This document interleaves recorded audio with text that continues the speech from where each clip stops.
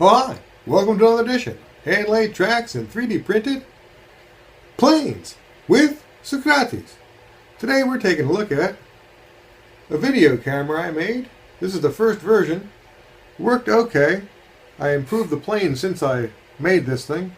Made a couple flights with it. Made a couple videos. Check them out. Tell me what you think. And I'm going to keep working on the development. Let me know in the comments, etc. I thought it was kind of cool. Videos weren't perfect, but on the same token, worked pretty darn good for a little 3D printed airplane with a video camera. Check it out. So I only made a couple videos. This is the really good flight we caught, and it's cool from the plane's perspective. It sounds very intense. Now these are the ones I was trying to dial the plane in. You can see I had a roll issue. There's a bunch of rolling flights here. The last flight's the best one. I realized I needed to add more control.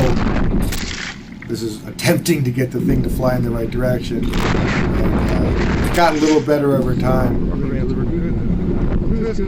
Now I have a trigger, so it should fly a whole lot farther. Just getting it dialed in there. You can see it's flying better. And this is the one good flight back then.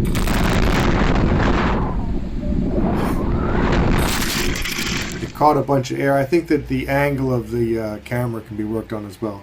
But it's got a lot of promise. I'm printing up a version with the P-51 now, which flew very well, and we'll tell you soon how it flies. If you liked it, like it. See you soon.